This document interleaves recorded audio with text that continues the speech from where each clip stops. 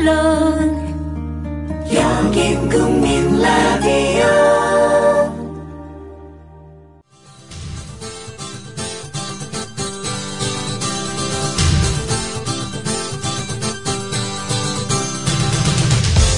투박하지만 정직하다. 비평을 비평하는 남자 서영석. 그가 바라본 세상. 사설과 칼럼을 통해 오늘을 짚어본다. 서영석의 라디오 비평.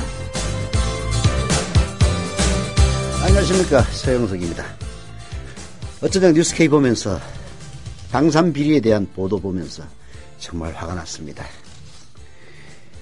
정말 군대, 방위산업, 무기 납품 과정에서 생긴 비리들을 보면요, 왜 우리가 북한보다도 30배나 더 많은 30조 원 넘는 국방비를 쓰면서 우리 군 수뇌부 똥별들이 미국이 없으면은 북한을 이길 수 없다라고 얘기를 하는지 이해가 갈 정도였습니다. 국내 기술로 만든 최첨단 구조함이라는 1,590억 원짜리 통행함 2012월 9월에 진수됐지만 음파 탐지기, 수중 탐색기 전부 시험 성적서가 위조된 것으로 나타났습니다. 어떤 업체는 방탄 기능이 없는 방탄복을 납품하기도 했습니다. 국방과학연구소에서 185억 원이나 투입해서 만들었던 무기라는 세계적인 명품 무기라고 자랑했던 소총이 총신이 휘어지고 격발 과정에서 타작이 터지는 일까지 있었습니다. 물론 이미 나왔던 이야기지만은 시중에서 10,000원이면 살 수 있는 4GB, 요즘은 10,000원도 안 합니다. USB 값이 더 내려가지고 이거를 군용으로 사면서 무려 100배에 이르는 95만 원에 주고 샀다는 이런 이야기들. 자, 그야말로 눈앞이 캄캄해지더라고요. 정말 가스통 할배들이 진정한 애국심을 갖고 있다면 국방부 앞에 가서 별들 앞에서 데모를 해야 될 판입니다. 군의 기강 개판이에요, 개판. 오늘 한겨레신문 사설을 보니까 신현돈 전 육군 제1군 사령관 강제 전역 파동에서 보인 상벌의 원칙, 기준이 무엇인지 눈을 찢고 봐도 찾아볼 수 없었다라고 쓰고 있습니다.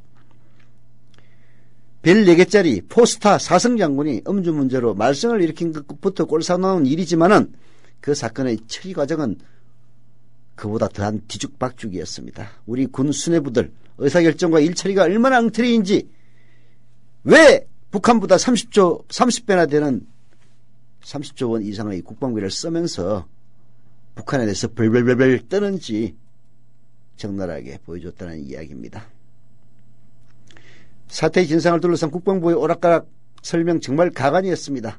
엊그제는 국방부 대변인이 나와서 신현돈 전 포스타 전 대장의 만취 추태와 민간인과의 실랑이 등에 대해서 9월에 한 발표 사실이 아니다라고 뒤집더니 그 다음날 하루 만에 한민국 국방부 장관이 나서서 직접 대변인의 말을 반박하는 어이없는 일이 벌어졌습니다. 국방부의 갈짓자 행보를 보면은 정작 술에 취한 건 신현돈이 아니라 국방부가 아니냐 하는 그런 생각마저 들 정도라고 한겨레신문은 사설에서 지적하고 있습니다. 더 문제는요, 박근혜 대통령입니다. 국방부는 원래 상황을 조합해보면은 신현돈의 행동은 애초 알려졌던 것처럼 만취추태는 아니었으며 국방부도 강제 전역 조치를 취할 생각은 전혀 없었던 것으로 보인다는 겁니다. 그런데 국방부가 비공개 경고 정도로 끝내려던 생각을 갑자기 바꾸게 된 계기, 그게 문제인 겁니다. 박근혜 대통령이 보고를 받고 있을 수 없는 일이라고 크게 화를 냈기 때문이다라는 것이 정설입니다. 실제로 이런 언론 보도가 잇따르는데도 청와대가 가타부타 말을 하지 않는 걸 보면 사실상 이를 시인하고 있는 셈입니다. 제대로 된 군 통수권자라면 이런 상황에서 진상을 철저히 파악해 이 합당한 조치를 취하라고 지시해야 옳습니다. 자신의 해외 순방 기간에 최전방을 책임진 군사령관이 위수지역을 벗어나 음주로 말썽을 빚었다는 보고에 아무리 화가 나더라도 징계 조치에는 정해진 절차가 있는 법입니다. 그런데도 신현돈 사령관 사건에서는 이런 상식 깡그리 무시됐습니다. 박근혜가 화를 내면 이하를 불문하고 바로 옷을 벗기는 겁니다. 한민구 장관을 비롯해서 국방부와 청와대 안에 어느 누구도 아무런 이의를 제기하지 않은 채 대통령의 뜻을 받들어 모시기에 바빴습니다. 다짜고짜 옷부터 벗기고 나서서 뒤늦게 진상조사를 벌이다 보니 이런 코미디가 생긴 겁니다. 제발 정신 좀 차리십시오. 박근혜 대통령도 정신 차려야 됩니다. 자기 자신의 그야말로 어린애도 아니고 자기가 던진 돌에 깨구리는 돌을 맞아 죽는다는 사실을 모르는 철부지 어린아이도 아니고 이게 무슨 일입니까? 라디오 평 시작합니다. 함께하고 계신 방송은 정치평론가 서영석 미디어 협동조합 이사장이 진행하는 라디오 비평입니다. 지상철 조합원 신청 광고입니다. 강화대교 앞에서 개념 부부가 만드는 개념 곰탕 연지연 곰탕. 연지연이란 가마솥의 장작불로 온종일 구워내는 곰탕을 서로 나누어 이어지는 인연이란 뜻입니다. 연지연 곰탕이 민주주의를 열망하는 조합원 여러분과 국민의 건강을 책임지겠습니다. 곰탕 포장 판매는 한 팩 800g에 7,000원이며 7팩 이상은 무료 배송으로 드립니다. 연지연 곰탕은 강화대교 입구에 위치해 있습니다. 단체 주문 예약 및 포장 주문 전화번호는 010-7252-1114, 010-7252-1114, 031-989-9968. 조합원 단체 예약은 10% 할인해드립니다.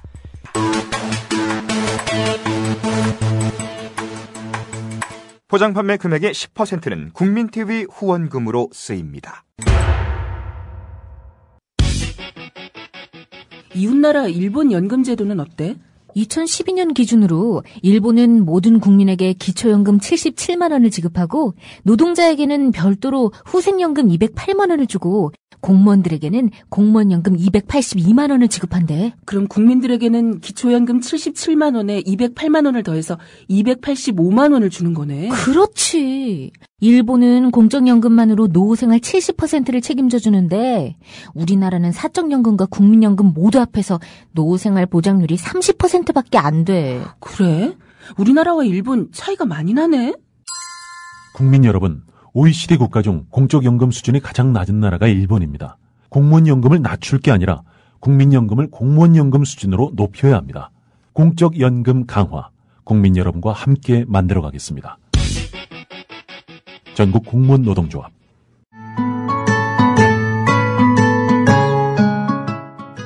청춘이란 깊은 샘물에서 오는 신선한 정신, 유약함을 물리치는 용기, 안위를 뿌리치는 모험을 뜻한다. 시인 사무엘 울만의 말입니다. 1994년 300여 명의 회원으로 시작한 참여연대는 20년이 지난 지금 14,000명의 회원을 가진 한국의 대표적인 시민단체로 성장했습니다. 시인의 말처럼 참여연대는 앞으로도 청년의 마음으로 활동하겠습니다. 성역 없이 감시하고 비판하겠습니다. 더 좋은 세상을 위해 두려움 없이 도전을 멈추지 않겠습니다. 국민TV 청취자 여러분, 20살 청년 참여연대와 함께해주세요.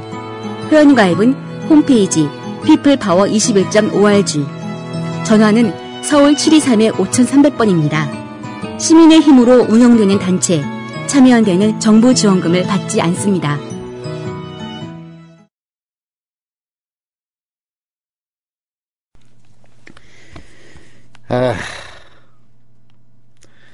진짜 화납니다. 이 화를 식히기 위해서 좋은 소식부터 하나 전해드리겠습니다. 지난 11월 1일 토요일 오후 3시에 맹갱순 선생님, 아름다운 세상을 진행하는 맹갱순 선생님의 공개방송이 국민카페 온에어에서 있었습니다. 맹갱순 선생님과 조합원 자봉자들이 공개방송과 더불어 개최된 벼룩시장과 경매를 통한 수익금 108만 3,500원을 후원금으로 기탁하셨습니다. 어제 전달식이 있었는데요. 마침 어제의 전날, 즉 그저께가 맹 선생님 생신이라 케이크까지 잘랐습니다. 예, 제가 이런 행사를 해서 108만 원을 후원금으로 조합에 기탁했다고 해서 기뻐하는 건 아닙니다. 이번 맹갱순 선생님의 행사는 전적으로 조합원들이 주도해서 이루어진 일이었습니다. 그래서 국민카페 온에어에서 맹갱순 선생님을 모시고 아름다운 세상 공개방송을 했고요. 많은 조합원들이 그리고 많은 청취자들이 몰려와서 상황을 이뤘다고 합니다. 조합원들이 이런 행사를 주도해서 성공을 했다는 사실에 저는 방점을 찍습니다. 미래협동조합 국민TV, 지금 당장은 정말 이 어두운 시대에 이 기울어진 운동장, 엉터리 언론들이 바로 하는 이 시대에 올바른 언론 하나 키우자라는 생각으로 저희들 모였습니다마는, 그러나 앞으로는 이 어두운 세월이 지나고 나서는 정말 일반 민초들, 서민들이 힘을 합쳐서 세상을 바꾸고 이 불평등한 세상을 바로잡는 그런 풀뿌리 운동의 그 바탕이 되리라는 확신이 있기 때문에 더 기쁜 겁니다. 그도 감사드립니다. 아까 군 얘기했는데요. 참 끝이 없습니다. 끝이 없어. 사이버사 대선 개입 수사 발표, 전형적인 꼬리 자르기 수사였습니다. 한겨레신문이 사설로 비판했습니다. 국방부 검찰단이 어제 국군사이버사령부의 대선 개입 의혹과 관련해 연재욱, 옥도경 전 사령관을 정치관여 혐의로 불구속 기소하는 선에서 수사를 종결했다.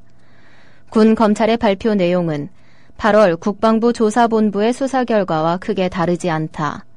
위법한 정치 댓글 수가 7,100건에서 12,800여 건으로 늘었고 두 사람에게 적용된 혐의만 바뀌었을 뿐이다. 그마저도 9월 원세훈 전 국가정보원장의 대선 개입 사건 1심 판결의 정치관여 부분 판시 내용을 반영한 것이어서 새로 드러난 것은 거의 없다. 고작 이런 결과를 내놓자고 몇 달씩 기소가 늦어진 것인지 의아할 따름이다. 내부에서는 치열하게 고민을 했을지도 모릅니다. 그러나 결과는 결국은 검찰이 아니라 사실은 재판부의 판단에 맞춘 듯한 느낌 지울 수가 없습니다. 아무리 봐도 이거 그냥 면죄부를 줄 수는 없고 정치 관여를 한 거니까 정치 관여만 적용한 겁니다. 이거는 선거 개입입니다. 선거법 위반입니다. 군검찰은 두 명의 전 사령관이 전체적인 작전 방향을 보고받고 승인했으면 정치 관여의 공동 정범이라고 밝혔다고 합니다. 사령관들이 정치 개입에 직접 관여하거나 지시하지는 않아서 적절한 조처를 취하지 않은 책임만 있다며 정치 관여 특수방조 혐의를 적용했던 8월과는 조금 달라지긴 했습니다.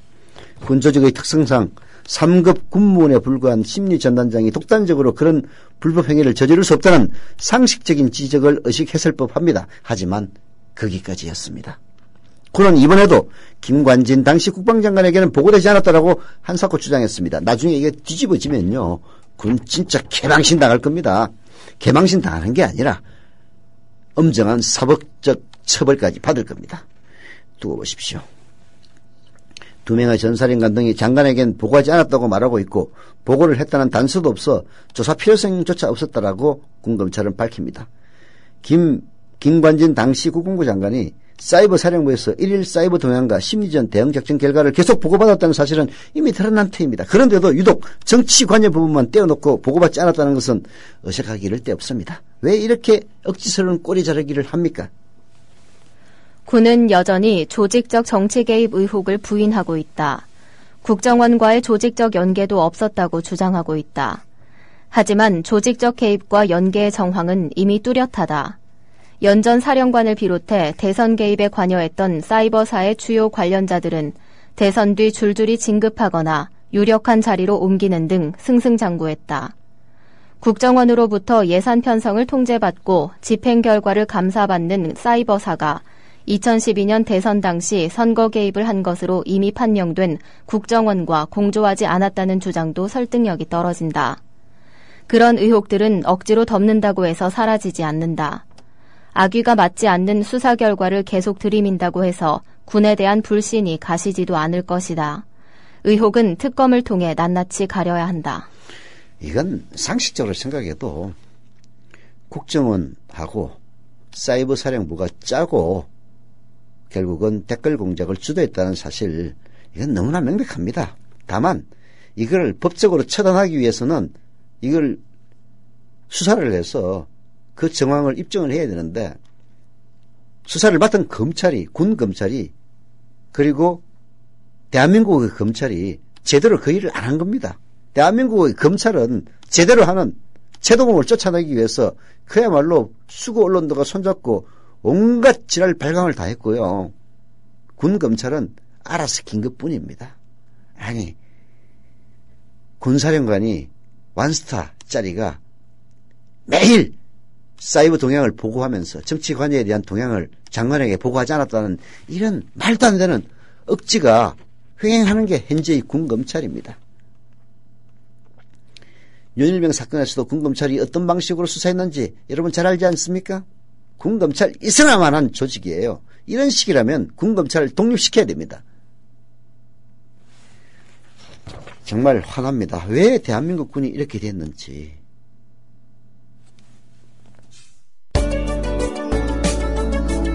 똑똑한 의료 소비자 되기 캠페인 윤은기 치과의사입니다.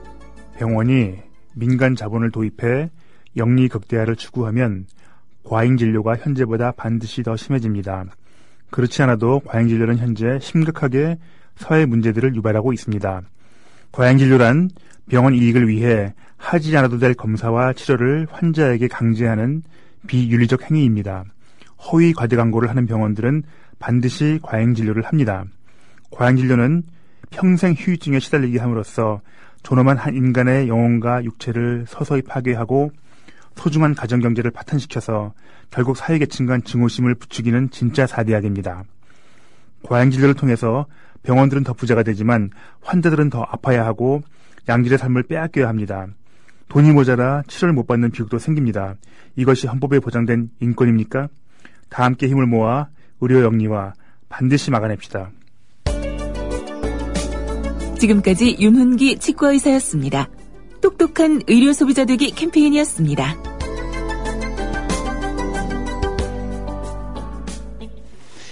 네, 부산 진구 개검 일동의 와벌러님, 예, 우벌러님인가? 워벌러님, 조합원가입 감사드립니다. 경기 고양시 일상구의 열혈토끼님, 조합원가입 감사드리고요. 경남 김해시 삼방동의 아라로님, 조합원가입 감사드립니다. 출자금 납입도 하셨네요. 그리고 우리 진이님, 조합원가입 출자금 납입 감사드립니다. CMS 기자 이체까지 원스톱으로 해주셨으리라 믿습니다. 그리고 시각장애인인 이윤경님이 후원을 하고 싶다고 전화를 주셨다고 합니다. 조합원 가입도 하고 싶긴 하지만 고정 수입이 없다 보니 이렇게 간헐적으로 후원만 한다는 겁니다. 시각장애인이라서 같은 장애인이 올려주는 것만 들을 수 있어서 듣고 싶은 걸 다 못 듣는 상황이지만 국민TV에 김용민의 조간브리핑, 이강윤의 오늘, 그리고 뉴스K 이런 것들을 빼놓지 않고 잘 듣고 있다고 합니다. 매일같이 어두운 소식만 들으니까 이 땅에 태어난 게 창피하기만 하지만은 그래도 국민TV 같은 대한 언론이 있어서 뉴스를 끊을 수 없다라고 하셨다고 합니다. 시각장애인 이윤경님 감사드립니다. 고정 수입이 없어서 조합원 가입도 못하고 월조합비 납입도 못해서 비조합원이지만은 간헐적으로 후원하신다는 그 마음 잊지 않고 좋은 방송 만들기 위해서 노력하겠습니다. 게시판에 난닝구님이 어제 두구자 정자하셨다고 써주셨습니다. 100만 명의 조합원이 월조합비와 한 구자씩 다달이 정자하는 날이 오기를 소망한다고 써주셨습니다. 감사드립니다. 사실 난닝구님은요 저 때문에 쓴 겁니다. 아니 이제 난닝구님은 제가 잘 아는 조합원이시기도 한데요. 이렇게 남에게 얘기는 안 했지만은 매달 혹은 간헐적으로 계속 꾸준히 정자를 해 오셨는데요. 제가 그 얘기를 듣고 남에게 알려라 라고 강권했습니다. 자랑하자는 게 아니라 그런 것들이 다른 사람에게 자극을 주고, 그래서 제 개인적으로 추진하고 있는 이번 달 92,000자까지 출자 좌수를 늘리자는 정자운동 또 도움이 된다 이렇게 했더니 올려주셨네요. 많은 분들이 그렇게 하고 있습니다. 실제로 정자하시면서 정자에 대해서 전혀 이런 방구도 안 하시는 분들 많이 있습니다. 지금 속도로 보면요, 잘하면은 이번 달에 92,000자 가능할 것 같기도 합니다. 지금 벌써 9350자인가 하여튼 300자 넘었었는데요. 이런 속도면은 9만 2천자도 어쩌면 가능할 것 같습니다. 감사드립니다.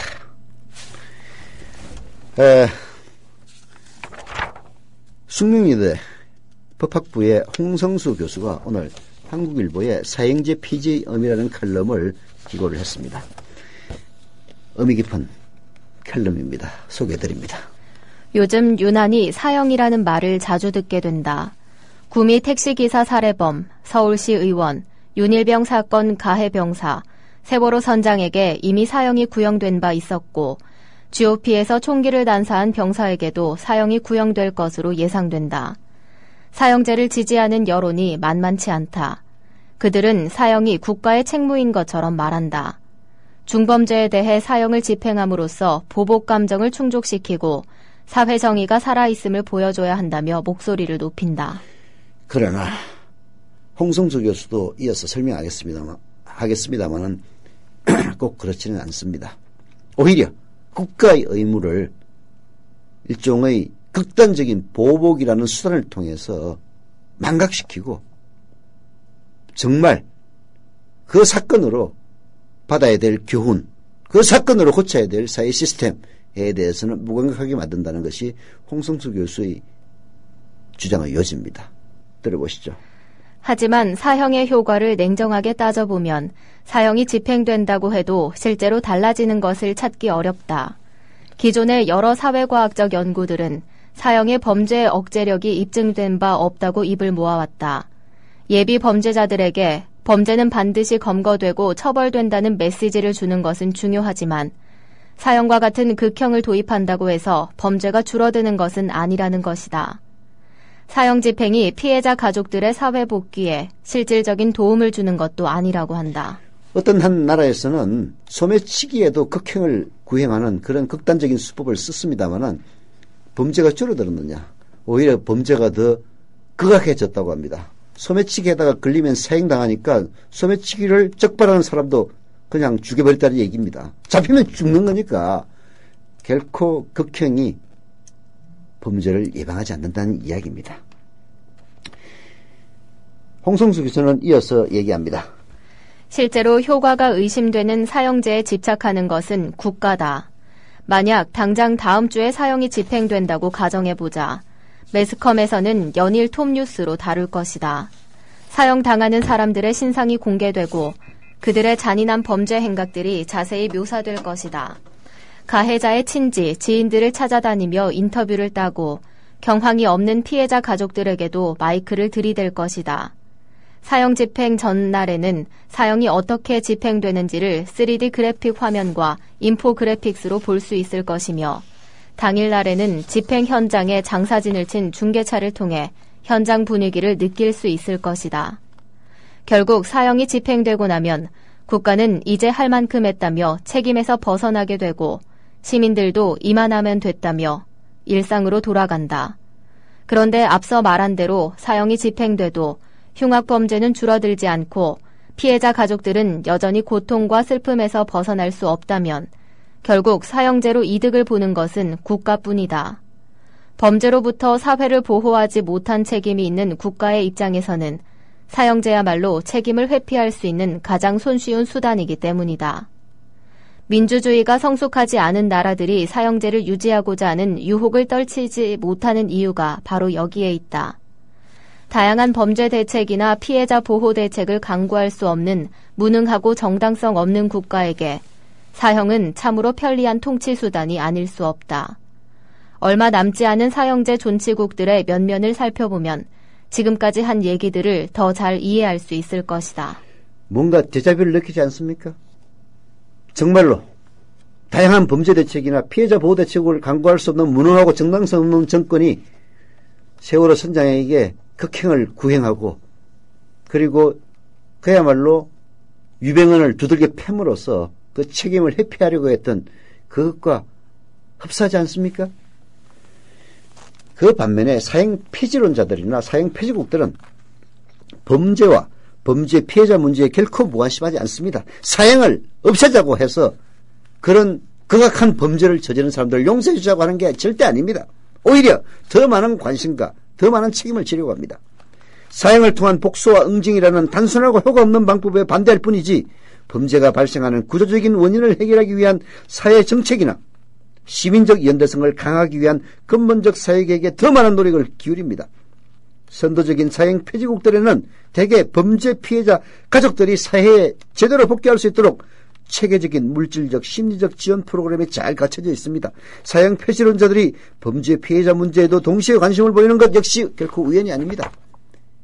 마찬가지로 국가의 책임 방기로 자녀들을 잃어서 매일매일이 2014년 4월 16일이라고 느끼는 그런 가족들에게 이런 프로그램 역시 있어야 됩니다. 물론 정혜진 박사가 개인적으로 가서 그런 일들을 하고 있는데요. 그건 그야말로 사회 시스템이 그런 일을 대신해 줘야 되는 겁니다.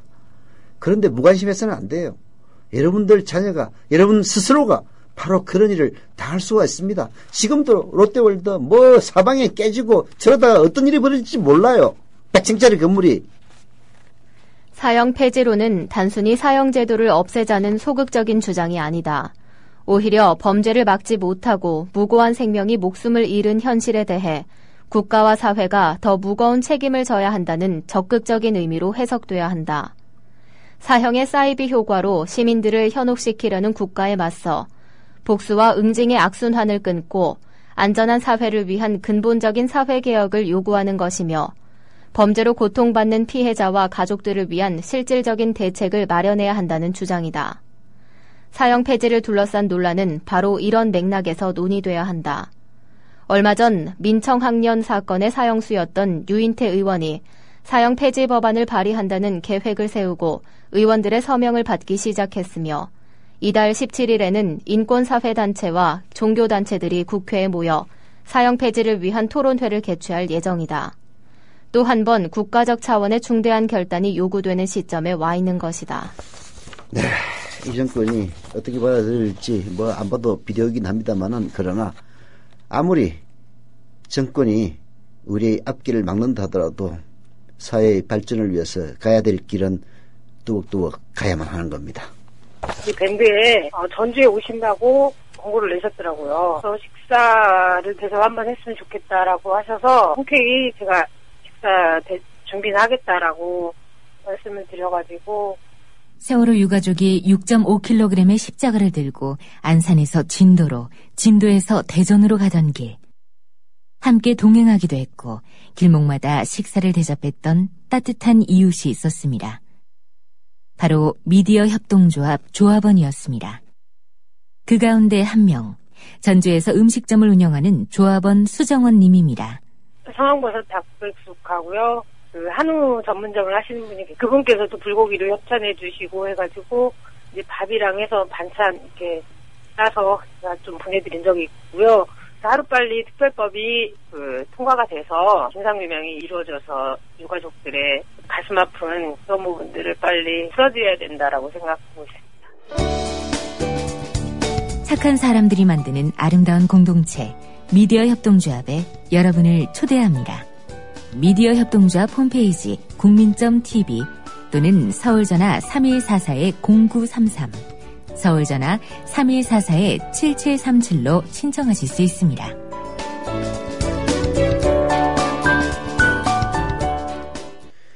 네, 광고하겠습니다. 오해숙 생활단식 광고입니다. 다이어트에도 좋고 건강에도 좋습니다. 다이어트에는 정말 짱입니다. 제가 14단식 올해 두 번째 단식인데요. 시작한 지 지금 오늘 나흘째인데 벌써 한 3kg 빠졌더라고요. 다이어트에 효과가 있고 더 중요한 것은 몸과 마음이 건강해집니다. 생활하면서 단식할 수 있는 오해숙 생활단식 한번 도전해 보십시오. 부작용도 없고 실천하면 바로 효과로 이어진다고 합니다. 문의 전화는 010-2013-8575 2013-8-7-7이고요. 네이버나 다음에 오해숙 생활단식으로 검색하시면 됩니다. 광고였습니다.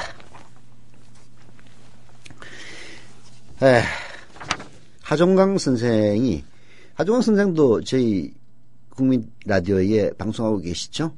저는 사실 이름은 익히 들은 바 있습니다만은 얼굴이 누군지를 잘 몰랐어요. 근데 오늘 사진을 보고 곰곰이 생각하니까 어제 국민 카페 앉아 계시던 그분이 바로 하종강 선생님이었다라는 생각을 했습니다. 제가 참 사람 못 알아봅니다. 그리고 뭐 어떤 공개적인 자리에 잘 안 나가다 보니까 이러면 다 아는데 얼굴을 모르는 경우가 태반이에요. 하종강 선생님이 오늘 한겨레 신문에 쓴 칼럼 영화 카트의 투명인간, 정말 가슴 아픈 이야기입니다. 이랜드 일반 노동조합 노동자들이 510일 동안이나 벌였던 파업을 바탕으로 만든 영화 카트는 배우들이 출연한 다큐멘터리처럼 느껴졌다는 평이 있을 정도로 사실에 충실했다. 탈의실에 붙어있는 우리는 항상 을입니다 라는 문구는 실제 한 마트의 회사 문구이기도 하고, 계단 아래 비좁은 공간에서 청소 노동자들이 밥을 먹는 장면도 서울소재대학에서 실제 있었던 일이다. 직원도 마음대로 못 자르면 그게 회사야 라는 관리자의 말은 노동위원회 공익위원 시절 쉽게 엿볼 수 있는 사용자들의 생각이었다. 우리 주변에 늘 존재했지만 영화에 담기기 전까지는 사람들에게 잘 보이지 않았다. 그것이 영화가 갖는 힘이다. 영화 카트 정말 많이 봤으면 좋겠습니다. 우리가 늘상 가는 대형 마트에서 일상적으로 일어나는 일이고요. 거기에 노동자로 일용직으로 일하는 사람들 항상 웃으면서 웃음을 강요받는 감정노동을 하고 있습니다만은 우리 관심 기울이지 않습니다. 그러나 여러분들이 이 양극화의 세계에서 언제 어느 때 가정주부들이 카트에 일용직 노동자로 내몰릴지 모르는 상황입니다. 개선돼야 됩니다. 실제 노동자들의 투쟁 과정에는 영화보다 더 영화 같은 일들도 많았다. 식당을 가득 메운 노동자들이 처음 가입 원서를 써내는 장면이 있다. 그러나 실제로는 다른 손님들로 가득 찬 넓은 식당 한 귀퉁이에 옹기종기 모여 앉은 대여섯 명의 마트 노동자들이 주눅든 시선으로 노동조합에 대한 이야기를 들어야 했다. 그런 작은 모임들이 여러 번 되풀이된 뒤에야 많은 노동자들이 모이는 일이 비로소 가능했다. 영화에서 이렇게 세세하게 디테일을 할 수 없으니까 그냥 노조 만든다고 하니까 가득 사람들이 메워서 가입원서를 썼다 이렇게 되지만 실제는 그렇지 않았다는 이야기입니다. 서너 명이 모여가지고 아주 그냥 주춤주춤 모여서 한두 명씩 가입하고 그런 과정을 거쳐서 많은 노동자들이 노동조합에 가입하게 됐다는 얘기입니다. 영화의 주인공인 선희, 배우 염정아 씨가 보냈다고 하는데요. 그 주인공 선희는 우리를 투명인간 취급하지 말아라고 외칩니다. 그런데 영화 카트에는 정말 투명인간처럼 보이지 않는 존재가 있답니다. 바로 민주노총이라고 하는 조직입니다. 민주노총이라는 조직이나 활동가들이 없었다면 510일 동안의 파업은 물론 노동조합을 만드는 것조차 불가능했거나 훨씬 더 어려웠을 겁니다. 그러나 투명인간처럼 민주노총은 영화에 나타나지 않습니다. 하종강 씨는 이렇게 얘기합니다. 영화를 잘못 만들었다고 나무라는 뜻으로 하는 얘기가 아니라고요. 영화 카트는 짧은 상영 시간 안에 2년 동안의 투쟁을 잘 담은 훌륭한 영화이고 우리 사회에서 그런 영화를 만들겠다는 기획 자체 용기 있는 시도이지만 민주노총이 투명화되는 그 부분에 대해서 얘기를 하지 않을 수 없다는 겁니다. 영화 속에서는 민주노총 활동가들은 투명인간처럼 철저히 감춰져 있습니다. 노동자들의 손에 가입원서 한 장이 들려지기까지에는 또 하나의 영화가 필요했을 만큼 활동가들의 숱한 노력들이 섬여 있었을 겁니다.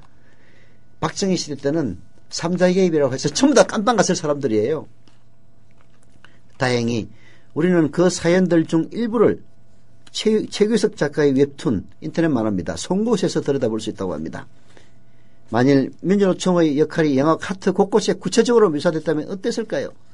영화를 보며 반감을 느끼는 관객들이 더 많았을 겁니다. 제3자가 개입해가지고 노동자들을 의식화시켜가지고 저런 식으로 만든다라는 그런 박정희 시대의 신화와 유산이 아직도 우리 내릿속에는 남아있는 겁니다. 그게 바로 우리 슬픈 노동운동의 현실이라는 겁니다. 세월호 희생자 유민희 아빠 김용호 씨가 46일이나 단식을 했을 때도 민주노총 조합원이라는 것을 이유로 골수 노조원이 노조를 배후에 두고 정치적 의도로 단식한다고 비난하는 사람들 있었습니다. 조중동이 비난하는 거야. 그러려니 이야기했지만은 정말 노조원이 돼야 될 우리들 스스로가 비노조원이면서 강성 노조원을 하면서 비난하고 있다는 그 사실이 서글픈 겁니다. 또 그런 주장에 적극적으로 동조는 하지 않았을지라도 순수한 유족은 아닐 것이다 라는 의심의 눈치를 보는 사람들 적지 않았습니다. 참 비극입니다. 한국의 노동조합 조직률은 10% 남짓이다. 직장인 10명 중에 1명이 노동조합에 가입해 있으니 노동조합 활동이 특별해 보일 수밖에 없다. 북유럽 나라들처럼 노동조합 조직률이 80%에 이르거나 스웨덴처럼 실직자도 노동조합에 가입할 수 있어 통계 방식에 따라 노조 조직률이 100%를 넘기도 하는 사회였다면 어떠했을까? 조합비를 한 푼도 내지 않은 채 혜택을 받는 비노조원이라는 것이 오히려 비난의 대상이 됐을 것이다. 그렇습니다. 철도 노조원들이 파업을 하고 공공노조가 운수노조가 파업을 하고 그래서 임금이 인상되면 비노조원들도 다 혜택을 받습니다. 대한민국은 노조 조직률이 의외롭게도 10%도 미치지 못하는 나라이기 때문에 노조원들이 이상한 사람이 되고 있지만은 그러나 노동자들이 스스로를 조직해서 노동자들을 지배하는 자본과 정당한 대결을 벌인다는 것. 그게 뭐가 잘못입니까? 대한민국은 오히려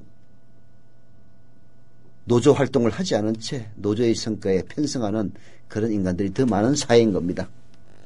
이랜드 노동자들은 12명의 핵심 활동가들이 복직을 포기하는 조건으로 510일간의 파업을 끝냈다. 다른 비정규직 조합원들의 복직과 고용보장 및 정규직과의 차별을 실질적으로 없애는 합의를 하면서 자신들의 복직을 포기한 노동자들은 정규직 조합원들이었다. 지난주 방송에서 만난 노동자 박성락 씨 역시 현대자동차에서 비정규직 투쟁을 함께 하다가 해고된 정규직 노조 간부였다. 그렇게 힘겹게 싸우며 10% 노조 조직률을 지키고 있는데 노조 조직원이라는 것 자체가 특권적 지위가 됐음을 뜻하고 노조원이면 대한민국 10%에 속한다는 분석이 진보의 이름으로 행해지는 것이 우리 사회다.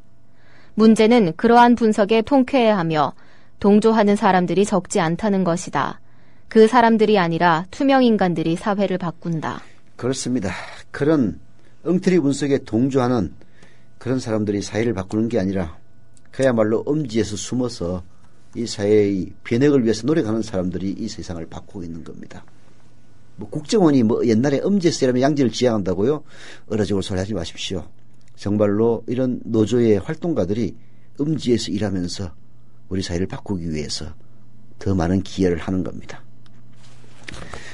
시간 관계상 브릿지 없이 통진당 해산청구 1년 7가지 수수께끼라는 이재화 변호사의 글을 소개해드립니다. 이거 꼭 소개해드려야 될 필요가 있어서 소개해드립니다.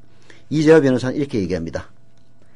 필자는 통합진보당을 대리하여 지난 1년 동안 17차례의 변론을 하였으나 여전히 정부의 태도를 이해할 수 없다. 첫 번째 풀리지 않은 수수께끼는 정부는 2000년에 창당한 민주노동당 이래로 현재의 통합진보당까지 그 목적과 활동이 전부 위헌이라고 주장하는데 그렇다면 2000년에 창당한 민주노동당 시절 그 이후 13년 동안이나 문제 삼지 않다가 왜 갑자기 작년 11월에서야 통합진보당이 위헌이라면서 위헌 심판을 제소했느냐 하는 겁니다.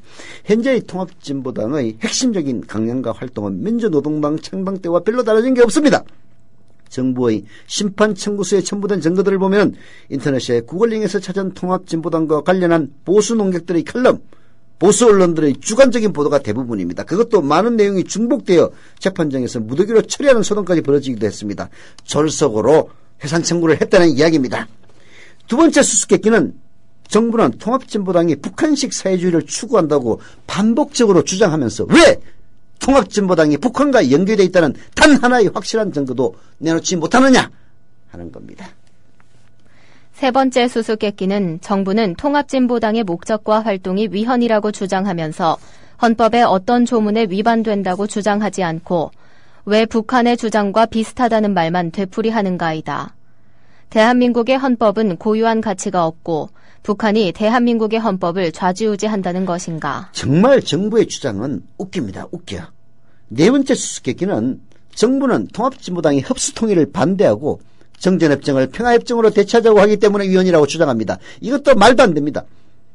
흡수통일이야말로 북한이 망하기를 기다리거나 망하도록 기도하는 것이기 때문에 대한민국 헌법의 평화통일 원칙에 위배됩니다.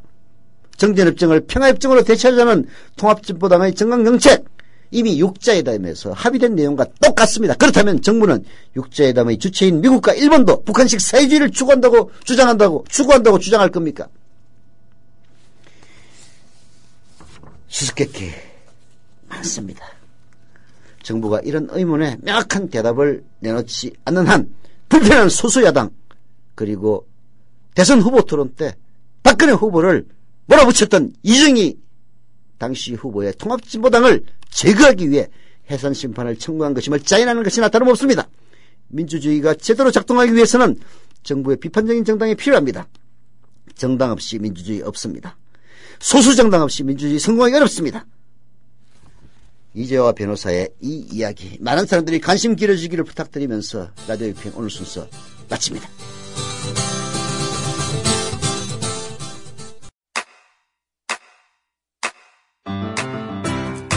국민 라디오 지지하는 4가지 방법 아시나요? 다운로드하기, 별점 주기, 댓글 달기, 구독하기. 국민 라디오를 보다 많은 이들에게 전할 수 있는 가장 손쉬운 방법. 다운로드하기, 별점 주기, 댓글 달기, 구독하기. 잊지 마세요. 다운로드하기, 별점 주기, 댓글 달기, 구독하기.